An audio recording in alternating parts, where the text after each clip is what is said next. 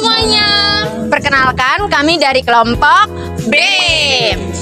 Oke, sebelum kami memulai pembahasan kami pada video ini, kami terlebih dahulu ingin memperkenalkan diri. Perkenalkan, nama saya Maria Yunita Fortunata Japang dengan NIM 241324009 dan partner saya. Perkenalkan, nama saya Ermelinda Evelindelo dengan NIM 241324001. Perkenalkan, nama saya Andreas Tilun dengan NIM 241324008. Perkenalkan, nama saya Joseph Dewa Kencana Putra dengan NIM 241324026. Perkenalkan, nama saya Yulis Indra dengan NIM 241324023. Baik, di sini teman saya Andreas Dilun akan menjelaskan konsep dari video kami.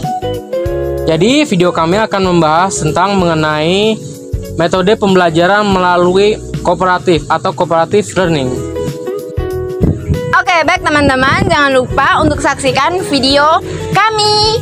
Bye. Selamat pagi teman-teman. Jadi hari ini kita akan mempelajari mengenai model pembelajaran kooperatif atau cooperative learning. Nah, sebelum masuk ke pengertiannya, apa sih itu model pembelajaran? Model pembelajaran merupakan panduan bagi guru dalam merancang kegiatan belajar agar lebih efektif dan berorientasi pada hasil.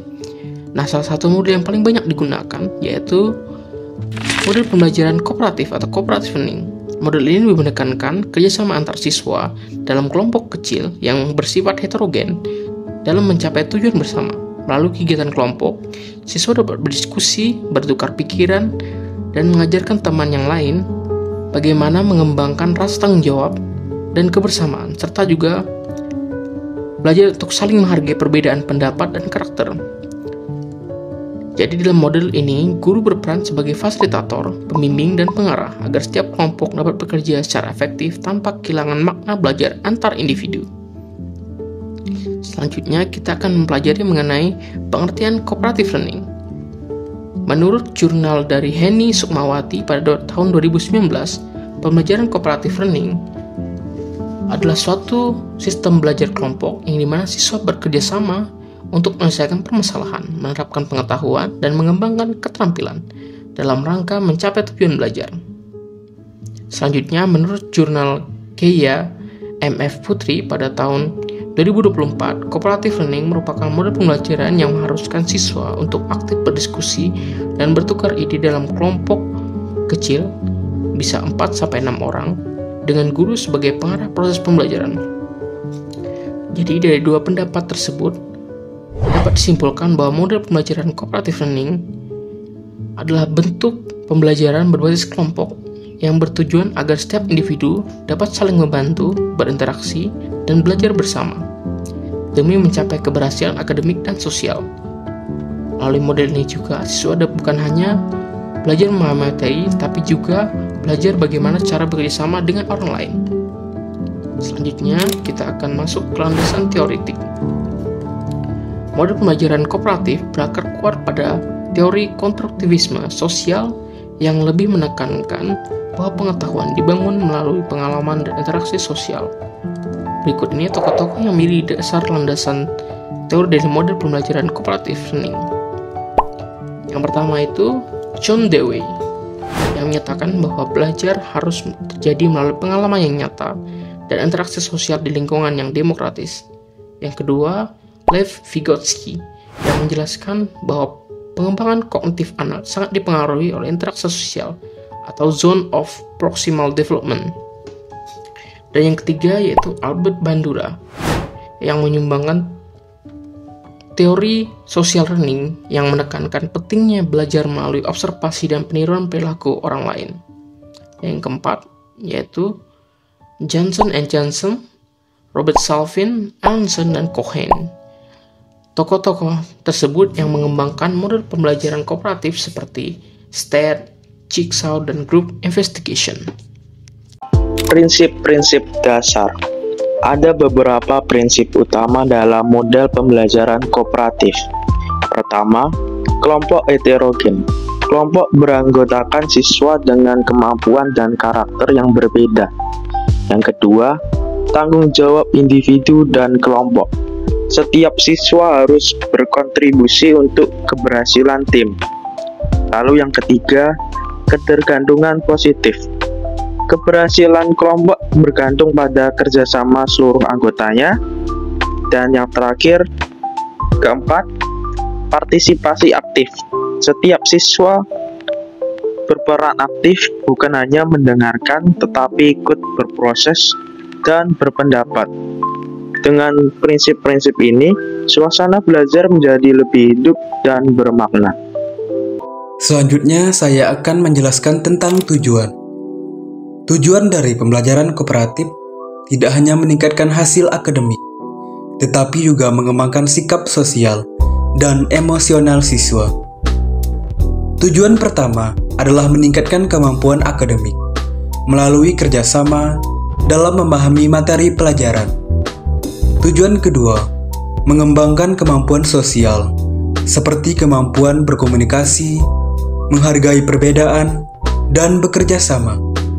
Dan tujuan ketiga, membangun sikap positif dan tanggung jawab agar siswa terbiasa membantu satu sama lain dan tumbuh sebagai pribadi yang empatik serta peduli.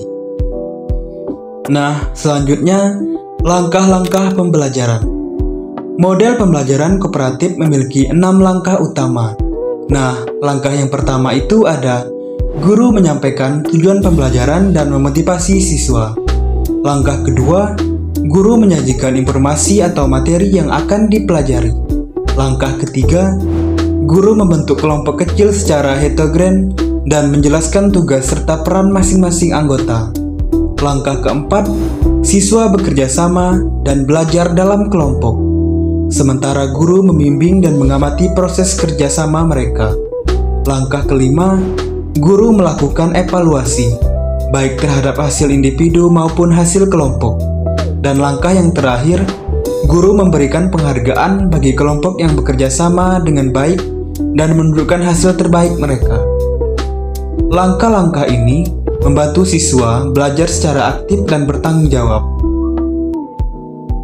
Baik, kita masuk ke penerapan di kelas. Di sini ada beberapa penerapan. Yang pertama itu ada Group Investigation atau GI, yang dimana tipe ini siswa memilih topik, melakukan penelitian, menganalisis data, lalu mempresentasikan hasil temuannya.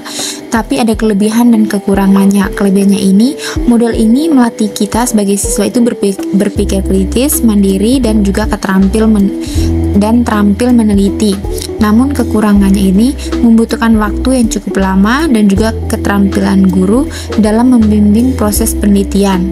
Yang kedua itu ada round robin, yang dimana guru memberikan pertanyaan atau masalah, kemudian setiap anggota kelompok menjawab secara bergiliran.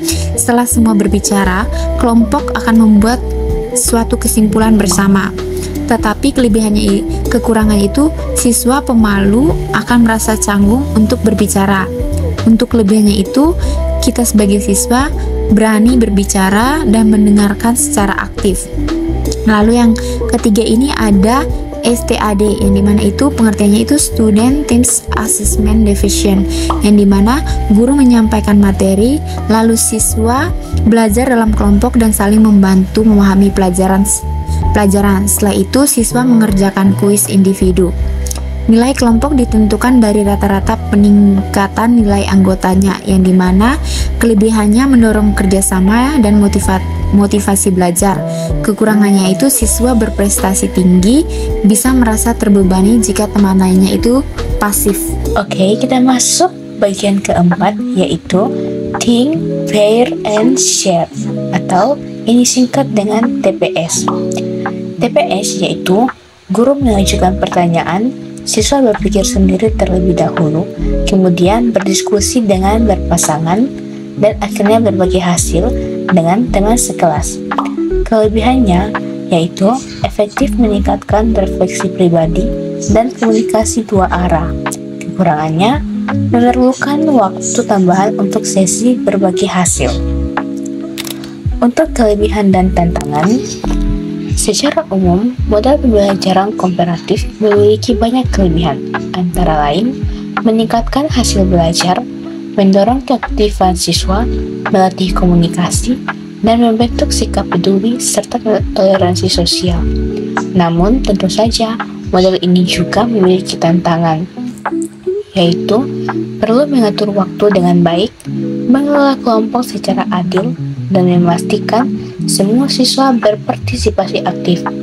Jika dikelola dengan tepat, cooperative learning dapat menjadi strategi pembelajaran yang sangat efektif. Oke, sebagai penutup, model pembelajaran kooperatif membantu siswa tidak hanya untuk memahami pembelajaran, tetapi juga belajar bagaimana bekerja sama, berempati, dan bertanggung jawab. Belajar bukan sekedar tentang nilai, tetapi tentang bagaimana kita tumbuh bersama menjadi pribadi yang lebih baik. Oke teman-teman, sekian dari video paparan materi kami. Semoga video yang kami paparkan tadi membawa manfaat bagi teman-teman semua. Dan kami kelompok sangat membutuhkan saran dan kritik untuk video kami. Sampai jumpa di video selanjutnya.